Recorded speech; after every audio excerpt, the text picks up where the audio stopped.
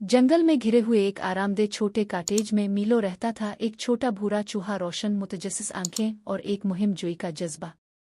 मीलो का दिन का पसंदीदा वक्त रात का पुरसुकून वक्त था, जब सब सो रहे थे और घर साकित था। ये उन घंटों के दौरान था जब मीलो दीवार के अपने छोटे सुराख से बाहर की दुनिया को तलाश करने के लिए चुपके से बाहर निकलता था। खिज़ां की एक ठंडी रात मीलो की नाक जोश से मरोड़ रही थी जब उसने किसी मज़ेदार चीज़ की आवाज़ पकड़ी। वो अपने सुराख से बाहर निकला, इसकी सरगोशियां कांप रही थीं। खुशबू के बाद मीलो दालान से नीचे किचन में दाखिल हुआ, जहां चांदनी की हल्की सी चमक खिड़की से चमक रही थी।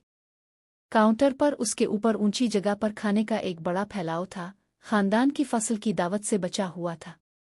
एक सुनहरी रोटी, पनीर के टुकड़े, आधी खाई हुई पाई और यहां तक के रसीले सेबों का एक प्याला था।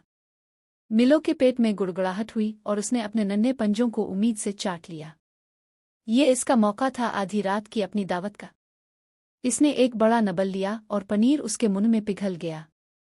ओ, ये सबसे बेहतरीन पनीर है जो मैंने चख लिया है, इसने चीखा।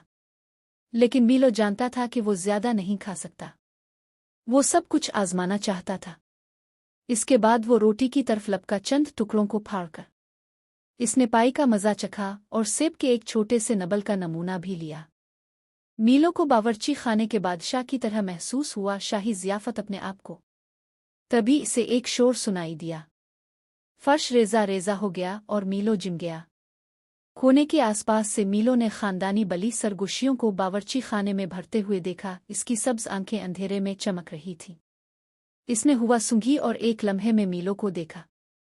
मीलो का दिल धड़क उठा, लेकिन इसे याद आया कि वो काउंटर के किनारे और अपने भरोसेमंद चमचे के करीब था। तेजी से सोचते हुए वो चम्मच की तरफ लपका।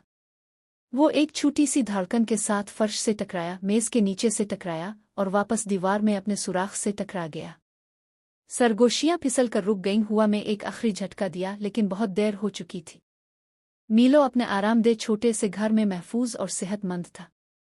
बेदम और खुश मीलो अपने घोंसले में घुस गया। इसका पेट भरा हुआ और उसका दिल एडवेंचर से दौड़ रहा था। इसने एक बादशाह की तरह दावत दी थी और खानदानी बली को पीछे छोड़ दिया था, सब कुछ एक ही रात में।